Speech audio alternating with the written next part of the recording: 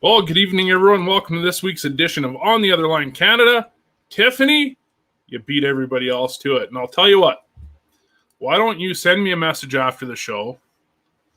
And in my mess over here, I got a spare shirt kicking around for Andrew, Canadian Fishing Outfitters. Shoot me a message. I got a shirt to send you. I think I know your address, but send it anyways.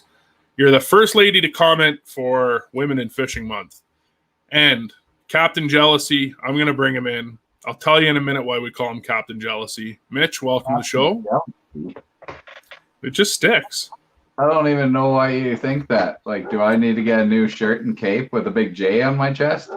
I just feel like in the pre-show, Lisa kind of told me a little bit about you, and that's your new nickname. And I think Aaron would agree because I know how you get when she outfishes you, right? Yeah, and I know when she gets when I dang near miss the fish with a net. I get my full name spit at me. I'm wondering, what name was pronounced to you when you didn't call her your best friend right away in the show last week? I kind of made up for it when I said bestest friend, I think. But no, it all worked out in the end. It always works out in the end, does it not? Most of the time, yep. Not for me. I usually have to buy flowers, and even then, when I buy flowers, I still put my foot in my mouth. You know me well enough. I'm bad at it. Mm-hmm. Conrad, welcome to the show. Brody's on here. Brody, good to have you in the show this week. Well, we're going to bring her in. She's nervous. So can we give her a hand of applause? I don't know. If you're sitting at home, give her a hand of applause. Lisa, welcome to the show. Well, thank you, guys. Thank you so much, Mitch, Todd. Good to see you guys. Is it gonna stick, do you think, Mitch's new name? Mr. Jealousy? Maybe. What's a hand of an applause? First off, you're asking people to give a hand of applause? Dude, I get my words mixed up every week. What do you want me to do about it? Everybody knows how I am. I don't know. That's what you're here for, to coach me, train me, and obviously point me out. So that's karma. It's probably just Aaron rubbing off on me because everything I say is always wrong. Well, even when you're right, you're wrong. I've learned that. Try running a business. Gord, welcome to the show. Mr. Turnbull is on here as well. Lisa, how's your season been starting for open water? I know we were talking about it a little bit before the show. You know, it's been a great season. Yeah, I've had really good success. Definitely as each year kind of opens up, it seems that, you know, I get a little stronger, and am able to use it out on the lake. And this year is no different, and been hitting the walleye pretty good, finding some nice pike. Still hoping to do a couple Saskatchewan trips, so you know that'll be great too. Saskatchewan, so you'll be focusing on walleye mostly, probably. Actually, because you know, honestly, we have such a great fishery here in Alberta. When I go to Saskatchewan, I really like to focus more on the big feisty pike, lake trout. So yeah, I'm more on that avenue when I go to Saskatchewan. It's funny when you think about it because Saskatchewan, I don't know what it is. Apparently, I'm proof that you don't really think a lot about Lakers when it comes to Saskatchewan, even though you have pretty much half of Cold Lake running into Saskatchewan, right? Yeah, and a lot of the fisheries, like in northern Saskatchewan, I mean, and they're known for their big lake trout, right? Like Cree Lake Lodge, Ena Lake, Tasman Lake. I mean, you know, I'm not discluding anybody, just those are definitely some big ones. Yeah. It's hard to keep track of all the names of lodges up there, isn't it? Yeah, Wollaston, Wilderness Family. Yeah, I mean, there's a ton. I know Mitch is planning a trip, but I don't know if it's official yet or not. So, yeah, we're gonna head up in August. Nice. With Brad Pennison and a couple other guys, so that's gonna be awesome. Aaron's coming. Oh, that'll be a great trip. Would that not be considered a wedding anniversary trip? No, I think we did bass fishing kind of for wedding anniversary.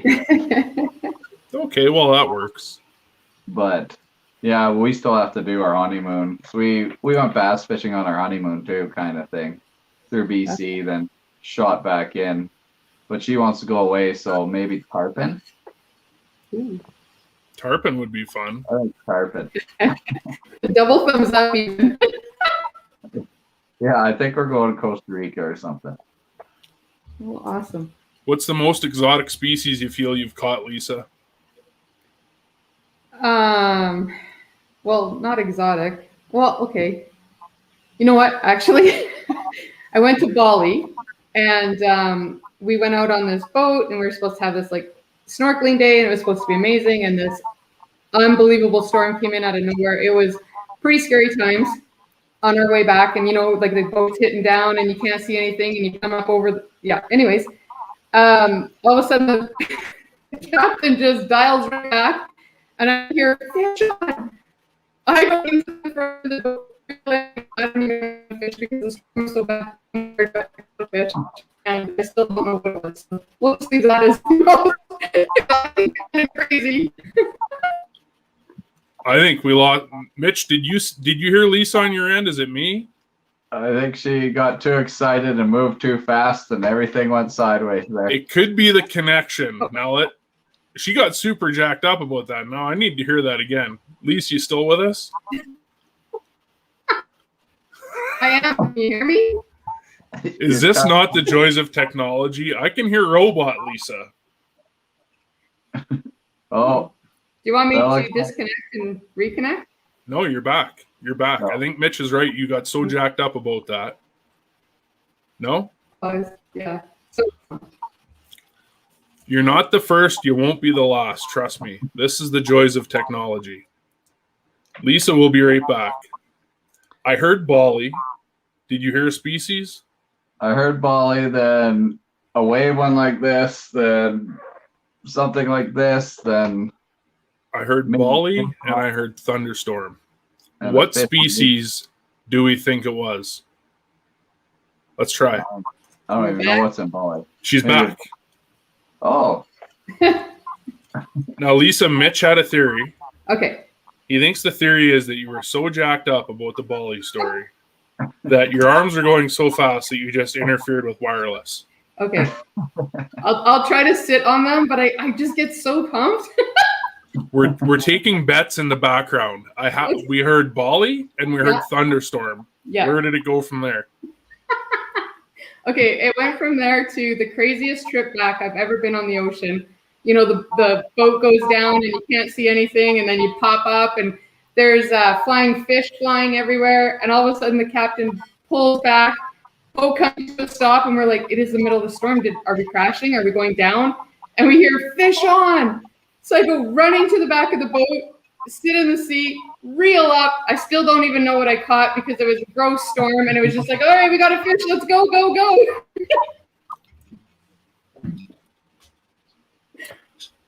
What was it? Did you? I don't know what it was. You don't know what it was. the mystery No. fish. Mystery It was a mystery fish. fish. I don't even know That's- if we got a picture. I mean, the storm was that crazy, and people were yelling like, "Are you kidding? Cut the line! Like, let's go!" And I'm like, "No, no, no! I got to reel this." I would have just risked everyone else, reel that thing in. What fish do you think it was, if you were to guess? I kid you not. I have no idea. Let's go with shark. I think Brody Hughes is wrong. He says rooster fish, but I feel like he's wrong. Was it Nemo? It could have I looked been. that up. It could have been Nemo. No, We'll leave it at Nemo. It was the largest Nemo. no. Okay, well, sure. Gold, of the goldfish was Nemo a goldfish? No. What was He it? was some sort of black Puffer? and orange. I don't know. If anyone knows what goldfish Nemo was, He's not a goldfish. Lisa, do you know what was Nemo? Was he a goldfish? No, he was a clownfish. Oh, Really? yeah. That's it. Woo! Man, Brody is right on the species tonight. He actually said clownfish. Okay, Conrad said clownfish. What do I know? I'm all jacked up from Bali. Now I need to know what that fish was. I'm gonna have to go down there. I will look and see if I can pull up a picture. There might have been one, and then I'll send it to you, and you can put it on, and someone can guess and tell me what it was, because I really don't know what I That would caught. be awesome. I was Okay. just I'm going to change the topic, and usually I wait till later in the show to stir the pot. ooh. But last week you got called out. Mm. Chelsea was on the show, and she claims that she is a better shot than you are. Comment. She's a better shot than Mitch? No, than you. Than me? Yeah. Oh, She that's said not what you I might have heard. trained her, but her sniper technique came out, and she can outshoot you. How do you feel about that? You know what? Then I feel like I've done a hell of a good job, because that's the point to a teacher, is to teach their students to take you on and take you over. So heck yeah, Chelsea, way to go, girl. Thanks to you, I just failed at stirring the pot. That kind of backfired on me. So I guess I'll have to think about another topic to stir the pot on. Well, I thought Chelsea was saying she was a better shot than Mitch, and she would take Mitch on any day.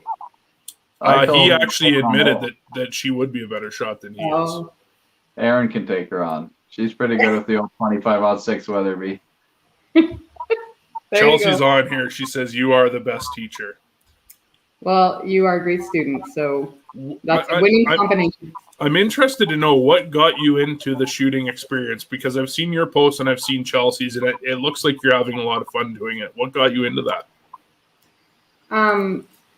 You mean in the sense of wanting to share my knowledge and with other women? Is that? Absolutely, yeah.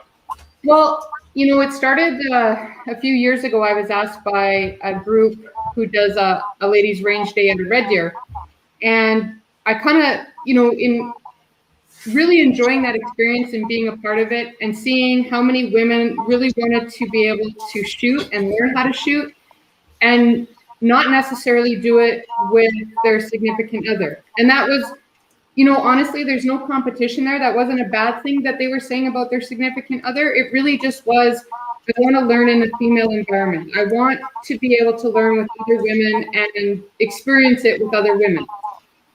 And so, so we did the Red Deer for a couple of years. I'm doing it again this year. It's in August. But I decided to do kind of my own course and do a group of ladies. And it was amazing. Amazing to see how many women really do want to shoot and maybe go further with it. Like they want to hunt or whatever. But first and foremost is just learning the safety of a gun. Like if I see it in my house, what do I do with it? Right? And that, I mean, to some of us, that seems like, well, that's pretty easy. But to others, it's not. It's a scary thing. A couple years ago, I met a lady who she was taught from a very young age that if she even touched a gun, she would go to hell. And I'm not saying anything, but I'm repeating what I heard. And now she came to the course and she was shooting, right? I mean, that's inspiring and so unbelievably great that she could overcome her fears, connect her emotions, her everything to shooting this gun. And I can't speak enough for this lady that, she's in her 50s and she decided to do it. So inspirational. Well, that's unbelievable that someone, would have that thought or concept in their mind. Yeah, absolutely. And I do believe, obviously, because I am in the outdoors and I want to encourage and inspire as many people as I can. This was just an avenue to hopefully introduce more women to guns and show them that it's not scary, right? A truck has more moving parts than a rifle, and a truck is really, if you actually think about it, a rifle, truck's probably more scarier to learn and drive and do 110 on the highway and much more dangerous. Really, firearms, it's just a matter of respect, right? And I think, unfortunately, most people in general are threatened by the thought of what can happen, which doesn't necessarily mean that's how everybody operates, but right. We all have our fair share of people that don't respect the privileges they're given, right? Absolutely. And there's a lot of myths. A lot of people have to overcome myths. If I shoot it, it's going to knock me in the butt. It's going to take out my shoulder. It's going to, and if you just once you learn the basics, that you learn that you actually bring it in tight, right? Snuggle your gun, extension of you, that it can be pretty fun to shoot. Is this something, Lisa, that you're planning on having on a recurring basis, or is it just kind of when you have time? Or No, I think I would like to. I mean, my goal is to set up a few of these courses. I also did an all ladies fishing course, and so I would like to do this, consistently 3 times a year for each course type thing. So this year is kind of the sample, if you will, like give it a try, see what people thought, see what we need to change, what it looks like, and then maybe break it down into an actual program next year. well, I think that's amazing. So where is that typically located when you have them then? Well, it honestly, I wouldn't say at this point, there's no typical place. I guess it's going to really probably come down to who's willing to help and support. Like Stetler, really, I can't speak enough about them, how they just stood up and said, hey, you can have our gun range, and how can we help you? What can we do for you? And it was amazing. So that's where we did the rifle course. And then Gull Lake really stepped up. And Lance from Sandy Point. Thank you, Sandy Point. And, allowed us to use the gazebo and allowed us to use some of the facilities there to be able to run this ladies fishing course. And, it was amazing. Like we kind of I did a morning sort of teaching, very basic technical, like as far as rod and reel, because that I believe is personal, but just general, like here's a bait caster, here's a casting, blah, blah, blah. And then we talked a little bit of line and then some lures. And then we talked about, I had a fish with me. And so we did, talked a lot about proper catch and release, how to hold the fish properly, like through the gill plate or up the gill plate, not in the gills. And of course, the fish is dead. So you can really open it up and show the ladies, like, this isn't going to hurt you. There's nothing here. And then I like to set hooks in all different places within the mouth and get them to remove them. And again, it's just really building confidence. So when they get in those situations, they know that we are able to get through them and put this fish back safely. And that's really what it's about, right?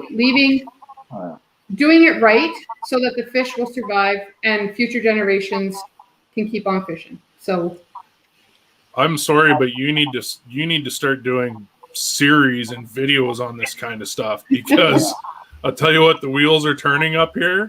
And I think that's probably 60% of our province right now. I don't think most people know how to unhook a fish. That is probably the coolest idea. I would have never thought of that in a million years, of how to go about doing it. Thank you. Yeah. I find it so important. Like fish are, a lot of people don't see fish as, and I mean, they're not an animal, but I'm going to say as an animal in the sense of the same as a deer or something that you shoot, right? So a lot of people, unfortunately, maybe kind of rip out the hook or maybe just don't fully put everything they could into it. And then a lot of times you'll even see them kind of toss the fish out, right? Where I like to take that extra time and basket him and put him in and wait for his tail to let me know he's ready to go. In the winter, I like to build the live well, which is a not contained live well, which means they are able to leave at any point. But again, fish don't have eyelids. So in our Alberta weather and minus 30 and winds, I mean, you have him out for X amount of time and you put him back and you think, oh, he swam away. He's great. Yeah, but he's probably blind. So by putting him in this live well and keeping him wet, keeping his eyes wet, removing the hook, and yeah, your hands get a little cold, but come on, we have gloves and heat to warm up. And then releasing him back, and really he has had very little stress. And so a great way to survive, or a great chance of survival. Yep. Yeah, I think we need those courses pretty much for everybody. It's not just women. There's a ton of males that have that problem too. It's just education. I don't think there's enough of it in Alberta right now. So for example, like even the shooting experience, something I thought of.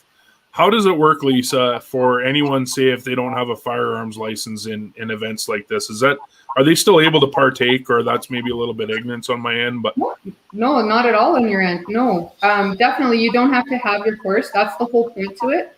It's just allowing women to have, or I guess it could be anybody, but right now it's ladies that I'm doing this with, and it gives them the opportunity to come in without having to take that course or go the extra mile at this point. It just lets them, honestly, for some people, touch a gun. They've never touched a gun before, right? Understand that a 22 isn't scary no matter what it looks like, whether it's a single shot 22 or kind of your semi-automatic 22, right? Like it's still the same shell, it's still the same gun, and just getting that concept for them and then letting them work their way up. So the way I like to do it is we start low, your smallest caliber, a 17 or a 22, and then work your way up to wherever you're comfortable. This is their journey. This isn't for me to push them to get to the 300.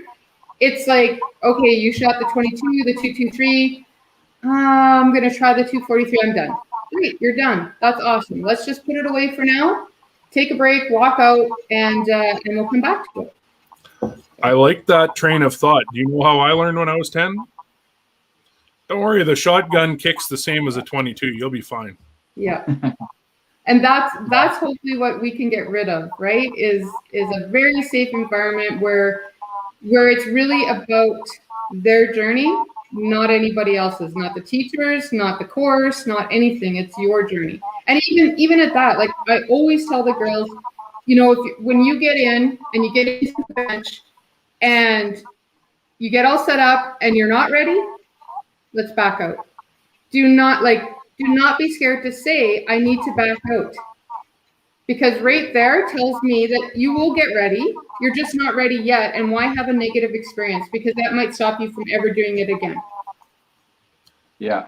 The experience is that you just bring them in from lower caliber, then just let them elevate with the education. It's just something that be done with everybody, though. Like, you're doing a great thing with the women in the sport, but there's a lot of guys that are scared as well, and that's just getting people used to firearms. And that's a big thing that's happening right now with everybody that's scared of firearms, and that's why the world's going the way it's going and shutting down a lot of rifles and whatnot, shotguns, firearms, and just because people are scared of them. Yep, I agree. Do you feel that AIM would be better if they had their spouse as the target photo at the end of the shooting range? No comment. I don't know. No comment. No comment. Maybe it depends what day it is. I know Marcy would go to it and she'd spend a day in the office printing off pictures of me just so she could set up and probably be bang on. A Sunday afternoon. Sunday afternoon. Well, anyone that's interested in getting more of that going, I mean, feel free to reach out to Lisa. Conrad's already said that's definitely something he'd love to introduce his wife to. I mean, you deserve a huge pat on the back because it is something that I have not seen done. And again, just knowing from what Chelsea told us last week that, she really enjoyed it and she's so much better than you and that's all great. That stuff, I love it. Just saying. Marcy's agreeing. So Marcy, yeah, I told you she'd agree. Let's print some pictures of me off and she could probably shoot that target blind. Perfect. What'd you say, Mitch? Oh, everyone can just shoot you. That's fine. Yeah. All over. Sure, I'll sponsor a shootout. Why not? Let's find a range. We'll set up my picture. The best Aaron's shot. lane will have your picture. No, she doesn't want to do that. No? I spoke too soon, probably. I'm sure Aaron will have something else to say about that. Yeah. Tiffany's in. She'll take my target. Yeah, no, it's an amazing thing you're doing, Lisa, with what you're doing right now. It's great to introduce people to the sport and just keep it up. Like, it's awesome. Thank you. Appreciate that. I really do. Do you think there's a way on the fishing aspect that we might be able to kind of start pushing local government or anything like that to start having some type of a fishing related course or, anything along those lines, or we can get more into education like they do have for a hunting program? Well, I mean, they did come out with the fishing program that you can take, right? So, I mean, that's a good start. And yeah, I mean, I think, I don't know if it'll ever be mandatory to take a fishing course prior to, say, getting a fishing license. Do I think it could be a good idea? Absolutely, because I think there's a lot out there of, especially mishandling of fish. You know, taking out a hook is so huge, and how damaging it can be, right? Like going the extra mile sometimes where you cut the line and pull the leader and the hook through his gill, where it's just easier that way than to pull it back up through its mouth, right? And a lot of people just don't even know that that's a possibility, or has never seen it done, right? So it's not necessarily a course to say, hey, we want you to be better, or whatever. It's just a course to say, let's do a better job taking care of our fish. Yep. I mean, I just love the idea of practicing on a fish. Yeah. I've never heard of it before. No, it's an amazing idea. And I'm all for having that mandatory course. Like, people need to know their species. A lot of people don't know their species. Yeah. And just handling and everything, there should be that course, I feel. It's just something that help our fishery so much better. Mm-hmm. Yeah. And go ahead. No, you go, Lisa. You give her. And I think too, just understanding, like really understanding what it means to a fish to have them out of the water for a certain length of time, or you see people and hold a fish vertically for a long period of time, especially those nice big pike.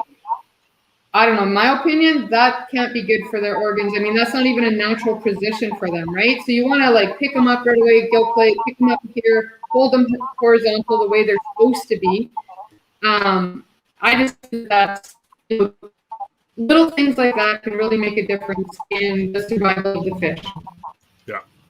Well, I mean, we have a guy that's new to fishing here, Adam, saying that, you've got some amazing handling skills, especially when you're handling pike in the winter perfectly. So I don't think Adam has fished before, but I'm just going off what he's telling us. So I don't know. Welcome to the show, Adam. I know it's your first time, my friend. I'm interested to know your thought on something else. I don't know. Did we lose you, Lisa? Are you still there? I kind of see you. I haven't fished with Adam, but I appreciate the comments, Adam. She got excited. Did you see that? Mitch, maybe you're onto something. She got excited. I have an idea, and if we get Lisa back, there she is. She's back. She calmed down. Oh. Hello. So we don't get political on this show, but what I know, it's so easy for a lot of us to blame management of fisheries for a lot of the issues that we have. How do you feel to think that maybe a lot of it is on us as anglers from the education standpoint of that, mortality rates affect it? Obviously, management is a huge portion, but if we had some type of education portion, maybe we could see things turn around for us as a province, because I feel that it's weak. You know what? I believe that everything we do is a team, right? We're a team, whether it's hunting, fishing, the outdoors, trying to make a change in schools, trying to make a change in whatever. It takes a team of people. It's never one group. So we can't blame the government. We can't blame one, it's all of us. And I think if we all show up the way we're supposed to, it will make everyone can work together. Like, if you feel a fishery is going down, you can contact your local Fish and Wildlife or whatnot, and maybe just say, hey, this is what I'm seeing here. This is what I'm doing. If I'm fishing this river, like, numbers are down. Like, just communicate back ideas to them, and hopefully they listen. That's all we can do as anglers, right? Absolutely, I would agree with you. And read your regulations. Yeah. Yeah, absolutely. Read your regulations. How much do you love those posts, Lisa? Maybe we lost her. Let's see. She back? She gone? No, I think she's gone for a Which one? second. Sorry, you guys are cut out. Oh, that's okay. We lost you for a second. I think you're back. Technology. I'm back, but I keep losing you guys. It's probably Mitch's smile. It has a tendency to do that to most of Alberta. Now you really broke it. Is it better, Lisa? Yeah, it's better now. What I was asking was, how upset do you get or annoyed do you get when you see people post wanting to know what the regulations are on social media? You know, sure, you can get mad, right? And you kind of go, really, I mean, whether I look them up for you, or you look them up for you, I mean, it's right there. But on the other hand, I just take a deep breath, and you know what? If I can help one more person because they don't want to look it up, or maybe there's an issue they can't comprehend it, maybe, or something, then so be it. So I'll take my time and write it up for them, and hopefully help one more angler or one more situation. Man, you're too patient. Now I'm going to just start asking what the regulations are. Can I just message you every day what's the regulations here, Lisa? Okay, well, yeah, I might ignore you. I might block you at some point. Okay, that's fine. You know what I'd probably do, Todd? I'd probably say, hey, Todd, look on page 34. Section da-da-da-da-da. Actually, that's not a bad idea. Okay, I'll message you every day. Let me just put a reminder in my phone after the show, and we'll see how this works out. I hope you know your pages because this will be a test. Oh, don't test me. Don't test me. Well, yeah, Brody's asking if we can bait fish the Bow River. Brody, I like you better when you're working, bud. No, I'm joking. I'm happy to have you on the show. So we were talking about something before the show, and it was quite an accomplishment about the recent tournament you were in. Tell us your stat. Well, so I did my first walleye tournament up in Lakovich. What a great tournament. Amazing group of people that put it on. And you know what? I was so proud to be the only female captain. And, you know, fishing the first 3 days by myself because my partner couldn't make it. And, you know, self-launching the boat, getting out there, doing my thing.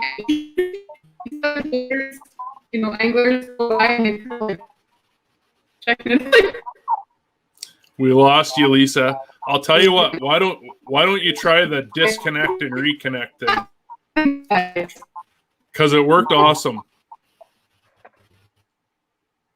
Oh, I feel bad for her. But it's not your fault, Lisa. It's technology. I think we need the reboot. Yeah, might need a reboot or a reconnect. All right, we'll remove her for a second. I know she's fine. Yes.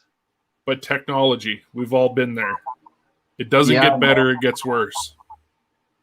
Yeah, no, it sounded like she had a great experience. Well, I really have nothing to say. We got to wait for her story because she told us earlier. I know the story. Let's see. Is she back? That's all right. Lisa's going to try to reconnect. Oh, I see movement. Lisa, when you're ready, give me the thumbs up. That's what we'll do. The thumbs up is always the way to go. I know it's an awesome story. I'm still wondering what the fish was in Bali. Yeah, that's a hard one. But would you have let them cut the line? Because I probably wouldn't have. I would have just started throwing people overboard. Well, they probably just drug it. You're just going, ripping away. But yeah, you never know. It's Bali. What happens in Bali stays in Bali, I think. I thought that was Vegas. No, that's a misconception, I think. I think she might be back.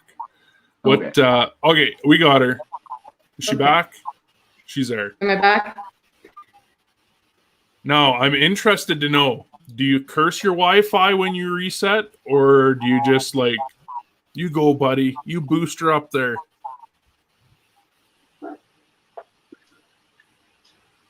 Hello. Maybe curse. Am I I see ya. You're back. here? Am I talking? I do hear you now. I do hear you, Lisa. Do you hear us? Okay. I do. Okay, let's try it again. We were at self-launching, which I can't do. Okay, so I was self-launching my boat. I had some of the anglers kind of standing watching, and just I'm sure it was just more like, do I help her? Don't I help her? What do I do? And then I went out on the lake and I pre-fished. And at first, they kind of would just drive by, and then as the pre-fishing went on, I saw some hat taps and some high fives and some waves, and I feel like I kind of earned my place, and they accepted me as a angler, and away it went. So it was great. That's amazing. At any point, like, I'm just interested to know, because again, we talked about this before the show about how, we do have it easy as men, let's be honest. Was there any point or doubt in your mind where you just thought, man, this is just really messed up and I don't want to be any part of it? I don't get the impression that you're the kind of person to give up, but. You're right. I'm not the kind of person to give up. But there was a point on Friday. I had a really great morning pre-fishing and caught a couple really big walleye. And then all of a sudden I had one boat come in, 2, 3, 4, 5 boats came in. And to the point that I couldn't have reached them with my fishing rod. And I felt like I was kind of getting squeezed out a little bit. And I started to back my boat out of the spot I was in. And then I just said, you know what? No, I'm not leaving. Like, I've worked hard. I can fish. I'm staying. And so I anchored back, or put my trolling motor back down, and I stayed, and I finished fishing till noon, and then I chose to leave. Yep. Yeah. Isn't that crazy? But that was a moment for me where I was like, oh, okay, maybe I just need to go away. And I'm like, no, I'm not going away. Yeah, you handled that way better than I would probably handle that for sure. I'd be jumping boats and pulling plugs, but that's guide life. Yeah, guide life, Mitch. Yeah. Someone sees your boat, you got people just gumming right on your side. Just racing over there. It's the worst. Yeah, I don't have a boat, so I guess I can't really comment on it, but I have anger. So, I guess it would just be really hard for me to deal with it the way Lisa dealt with. So I'm proud of you, Lisa. Maybe I need to. Is there a Lisa School of Patience? Maybe you should start that. I would definitely sign up for that. No. Okay, well, when you're ready to expand the Lisa School of Learning, you let us know, because we can definitely add a School of Patience course. Okay. Yeah, like I don't know. I guess we could talk about that subject for a while, but good for you for sticking to your guns and just making sure that it's happening. And sorry, where did you finish place-wise, if you don't mind me asking? I know you said you're 12th at one point. Yeah, at the end of the first day, we were 12th. We had a phenomenal day on Saturday, and on Sunday was a game changer. We really couldn't kind of find the walleye at first, and then when we did, we just weren't finding anything of size. And at the end of Sunday, we only filled 4 out of our 5 slots. So makes it really tough. So it took us down to 58th. Yeah. That's walleye. To know we were in the top 12 at the end of the first day for never doing a tournament, I still feel pretty proud about that. And I honestly, I'm so stoked to go back next year and even stronger and mentally stronger too, right? So. Yeah. Is that something you feel you'd invest? Like, I know it's already a lot of time invested in doing a tournament. Is it something you would do more often, or will you just do like 1 or 2 a year, or?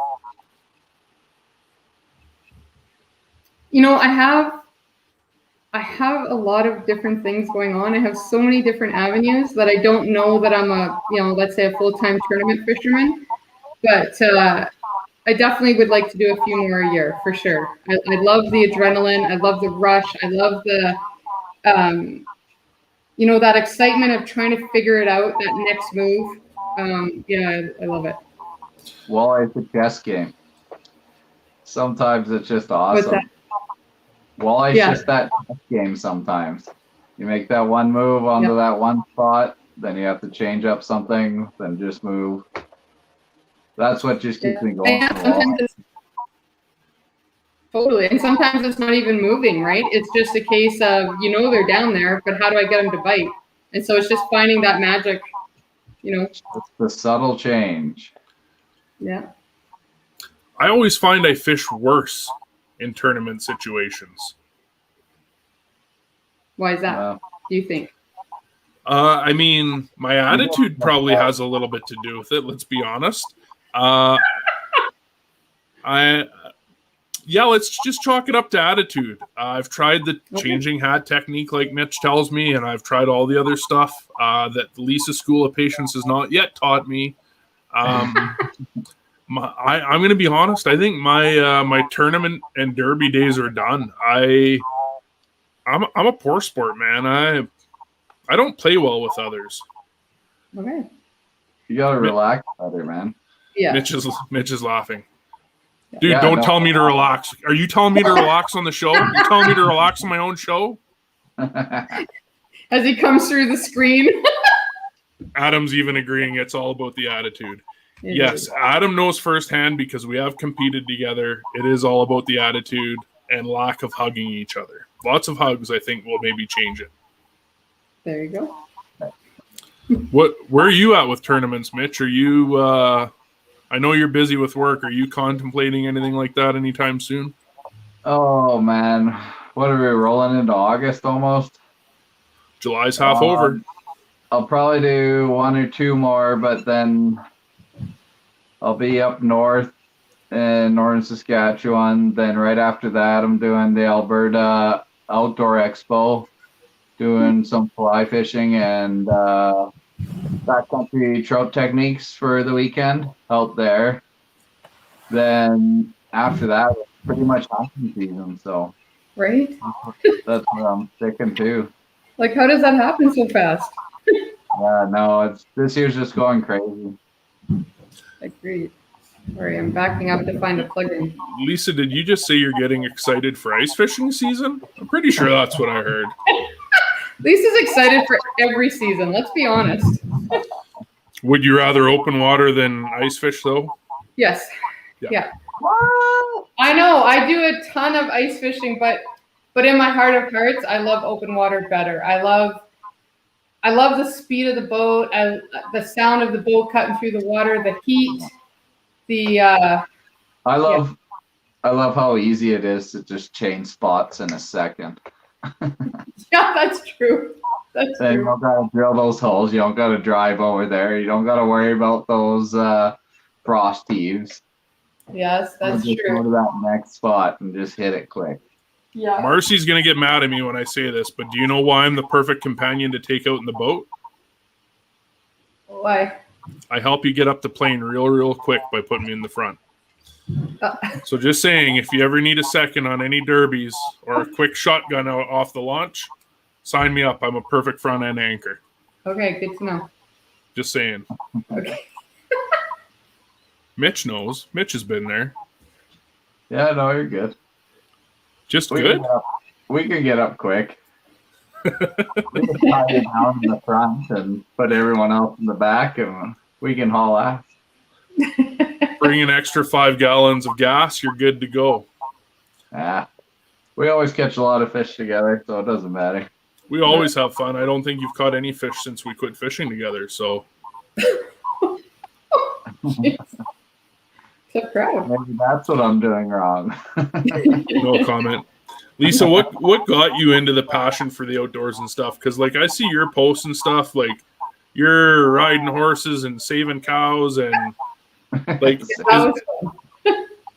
I've been there. I've done that before. It's not fun. I love it. Did you get pooped on lots? Oh, yeah. Honestly, I'm not even exaggerating when I tell you there isn't a piece of skin that doesn't have a bruise on it. Like, I mean, see it? Yep. Yeah. Like, What is that from? I got kicked by one of the calves because I was wrestling the calves. Like I was doing the North Fork, and then you kind of have to wrestle with them sometimes and stuff. And so, honest to God, my cup was full. I can't wait to do it again. So are you telling us on the show this is how you hide your aggression in life as you fight cows? No, I don't have aggression. I love life. That's an interesting way to tenderize your future hamburgers. Jeez. I don't know about you, Lisa. I'm starting to wonder. This Lisa School of Patience might not be the path I'm looking to go down. Well, I'm thinking it might be for you. Might be worth a try. Have you always been involved in the ranch life? Like, is that your background? What got you into it? Honestly, like I grew up in a family where, we did a lot of hunting and fishing, camping, quadding, 4x4ing in the mud, all that good stuff. And I always loved horses. So I did have a horse and, self-taught, learned to ride, always tried to learn. No matter what my parents or situations would throw at me, I love to learn and I love to take it on. And I'm not really someone who's going to sit on the sidelines and watch. I might for the first round, but then I need to know how to do it. So yep. That's kind of how I grew up. My dad was in oil field companies and, we just did a lot of hunting and fishing when we could together. He was my mentor. He was my best friend and hunting and fishing partner. And, and I just did it and I still just do it because I love it. But I mean, when my dad passed away 6 years ago, very suddenly, grief is ugly and it's hard and it can get the best of you. It did for me. And 2 years into it and I still probably wasn't okay. And I needed to figure out a way. My dad taught me so many beautiful lessons. One thing I can say is he never told me how to live. He showed me how to live. And, he gave me this beautiful gift that he allowed me to be included on, a male dominant hunting and fishing trip. And I'm sure that wasn't easy on him. And, but yeah, I came along because he knew I probably wouldn't take no for an answer. But I figured that I needed to figure out a way to honor my dad, a way to bring his memory with me on a lot of these adventures and pay it forward.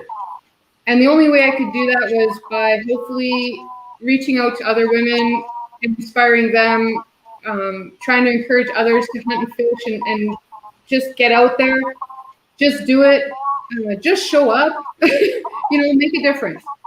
And since I kind of turned that page, I have found grief a lot easier to deal with. And I know 100% my dad's on many of these journeys with me because there's no way that I could be where I am or some of the things that have happened to me if he wasn't there. So, yeah, definitely. I'm sure he's with you every step of the way and super proud of you. Like 100%. I love what you said about how he showed you how to live.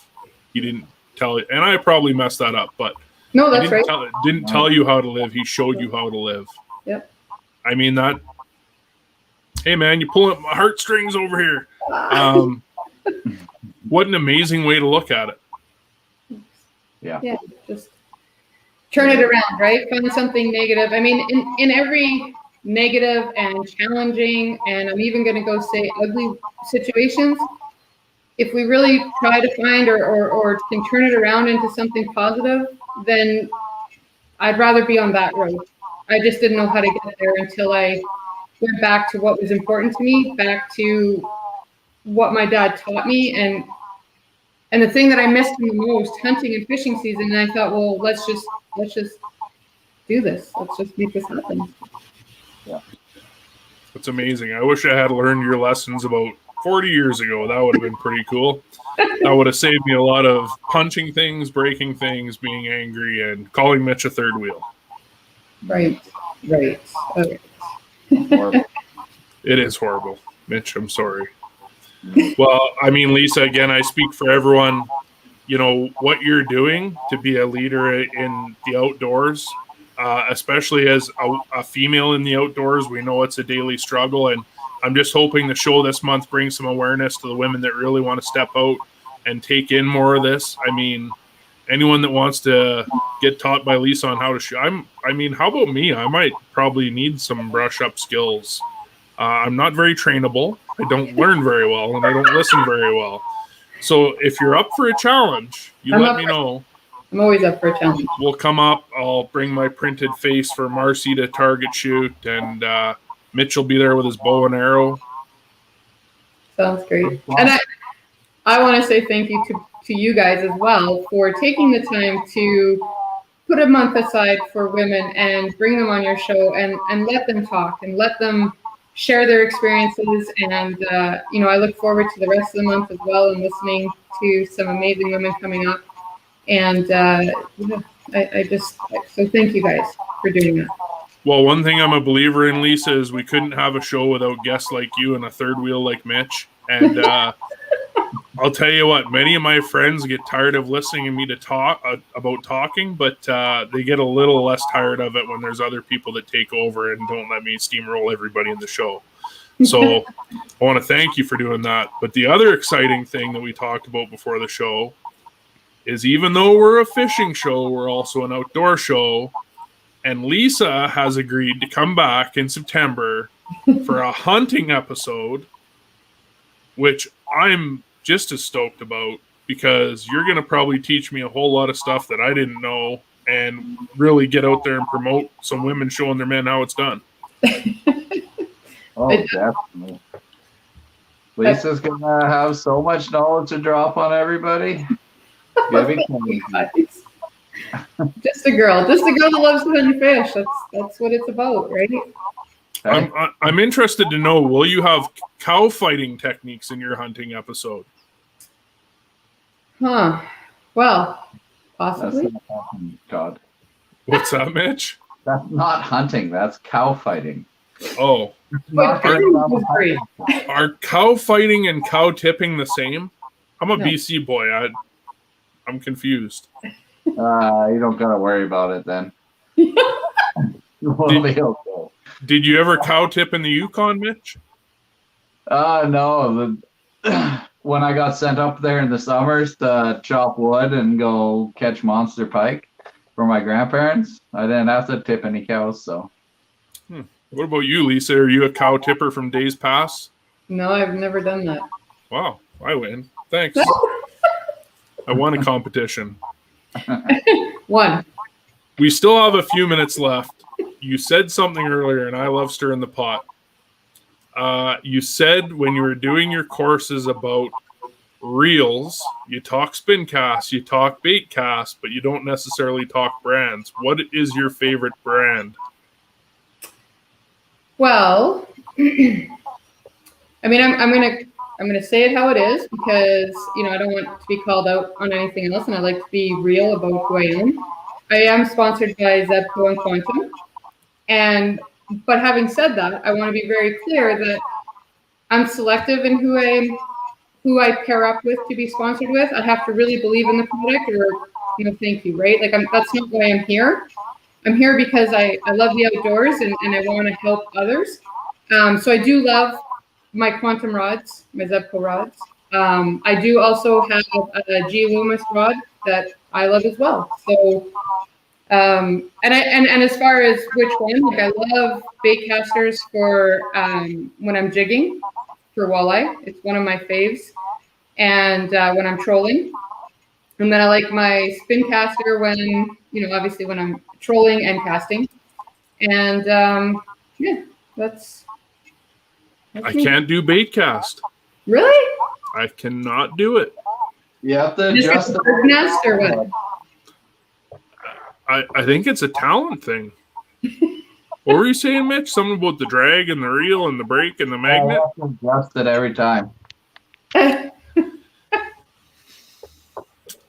I can barely brush my teeth in the morning. If you think I'm going to stand there and adjust my reel before I fish for every outing, you are mistaken, my friend. I Is that true, Lisa? Do you have to adjust that stuff every outing, or do you just know? I don't adjust it. Have a good show. Yeah, Mitch is out. See you later. He's had enough. I don't adjust it every time, no, but there are some adjustments, just like everything. I mean, it's no different than your casting rod, right? Got to adjust that as well, and your tension. And maybe I'm just threatened by it. do you see Brody's comment? All bait casters should end up in the dump. Now, there is truth from a man that knows what happens when you don't know how to use a bait caster and you end up with a bird's nest. I mean, But then you have to have the patience to figure out how to undo the bird's nest, because I tell you, once you do it once, you have this whole new respect and you really learn how to use the rod and reel. Well, I always say I learn every show, and I learned this show that my attitude sucks and I have no patience. So thanks for pointing that out, Lisa. No problem. Maybe I will tempt fate and I will try a bait caster on my next outing. I think you should. I struggle, but there's another problem with that, is that means I now have to buy 2 bait cast rods, 2 bait cast reels. So Marcy, if you're watching, I'm sorry, babe. This was Lisa's idea. If you don't like it, message Lisa. Thanks, Lisa. Yeah, no problem. She'll love it. Yeah. Mitch, I don't think I've seen you use a bait cast, have I? Yeah, I use them trolling mostly. That's about all. I run spin gear for everything else. Mm-hmm. I'll use them on, like if I'm running usually cranks and stuff, I got some rods set up with bait casters, but I like spinning rods way more. Hands down. It's just the feel. Yeah. And I do too. I really do love them more, but I do enjoy my bait caster for certain things, certain situations. And on my boat, I have probably 6, 7, 8 rods at all times set up and ready to go, depending on what's happening. So it's just grab and go, so you're not wasting time. And yeah. So when it comes to prep for the Derby, and you don't have to give any secrets or tips, are you more into jigging or bottom bouncing? Definitely jigging. Yeah. Interesting. You forgot cranks. What's that? Forgot cranks. Yeah, some, but yeah. Cranks in the spring, shallow water. Yes. Big fish. Big fish. I've still outfished you with a jig 3-1, Mitch. Let's not forget that. You just throw your jigs all over my boat. Let's be honest, they were spoons and cranks. I still have the picture. It's back here on the wall. Cranks in the spring, floaters in the fall. Do a side floater off to the side. If you run that shallow water, when they're in that shallow water, it just depends on that water temperature, right? Yeah. It really... Sunlight and everything. Yeah.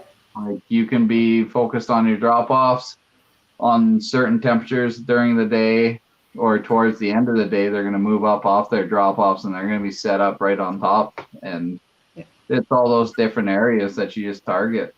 It's walleye fishing.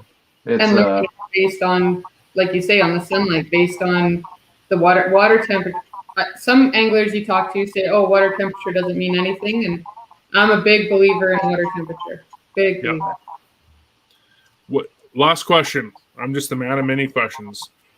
Do you prefer eating them or releasing them? Because I fish so much, I do catch and release a lot of the fish that I catch. But I mean, don't get me wrong, I love fish, especially shore lunch, like a fresh walleye, I love pike, love pike. So either way is good. I just could never, if the amount of fish you could keep was wide open, that would be awful. I still would have to release quite a few fish. Yeah. Interesting. All right. Well, that wraps up the show. Lisa, where can everyone reach out to you at? What's your social media, your handle, your tag, so on and so forth? On Instagram, it's Alberta Roper Girl. On Facebook, it's Lisa Roper Outdoors. And my website is Lisa Roper Outdoors. And my YouTube channel is Lisa Roper Outdoors. That's awesome. Lisa, it's been a pleasure having you on the show. We really appreciate it.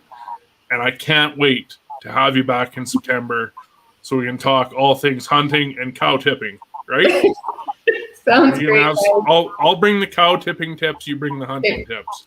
Sounds good. I like it. And Mitch? thank you for bringing me on. Lisa, it's been awesome having you on. I got a notepad full of stuff here that I'm gonna just steal from you because that's how we do it now on social media, right? So Okay. all these mantras and life sayings and positivity, it's the new me. Oh, I like it. I can't wait to see some of them.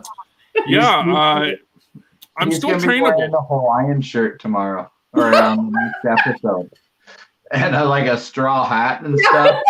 He's gonna be like, "No worries, man." No worries. You send me a picture of that. I wish I still had my Rasta hat, but I gave it to Jared. Oh yeah, I saw that picture the other day. I was gonna post it on your birthday. Oh, were you? The one Yeah. of me eating a whole perch?